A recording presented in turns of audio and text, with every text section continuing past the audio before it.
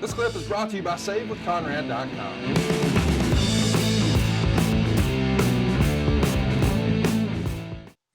Let's get to the next match. We've got the Smoking Guns retaining the WWF tag titles in a 4 corners elimination match over the New Rockers, the Godwinns, and the BodyDonnas.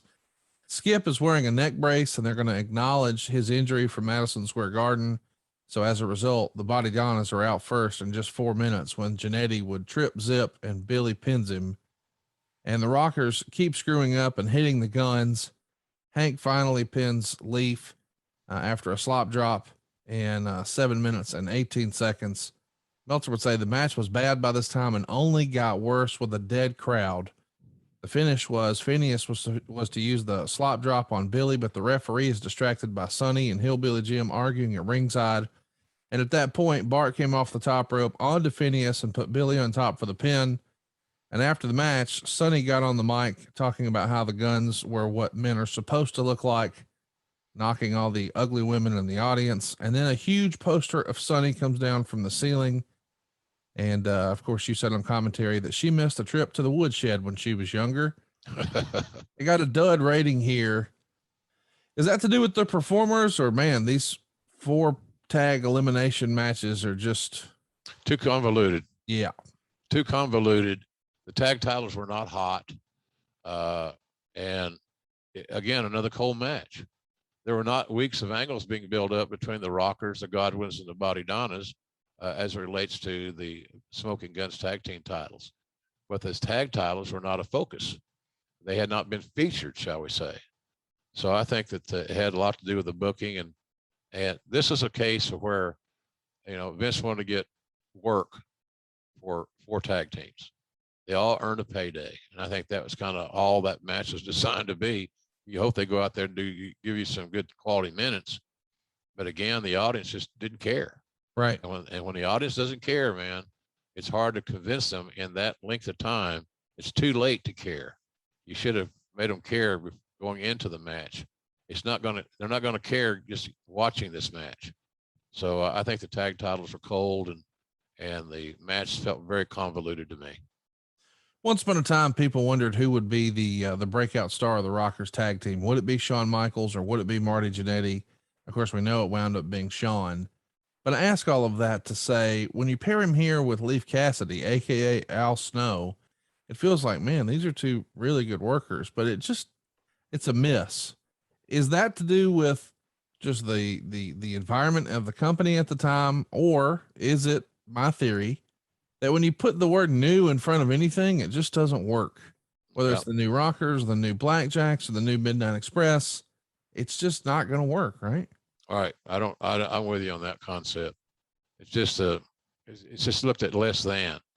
It's like junior heavyweight, whatever. It's all these monikers that are saddled on people that all it does is take them a step backwards.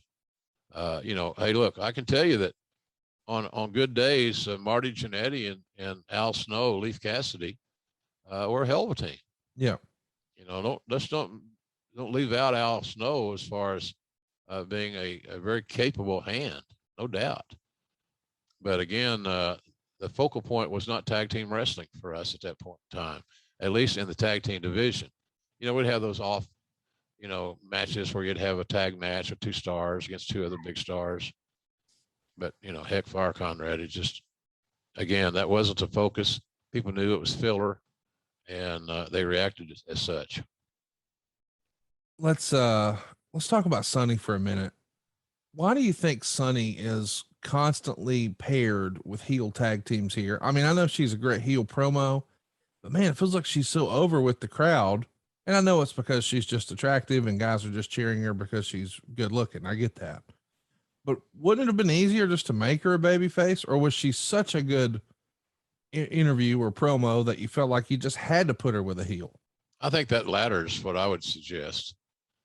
She was a natural heel, and she was more comfortable executing her persona as a villainess as opposed to being a babyface. So, but I think she was natural in the role. And the other thing too, we have to remember, we traveled a lot of miles since then.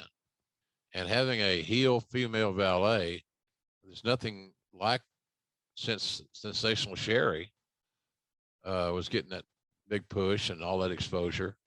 But you know, she was a wrestler. She could take great bumps.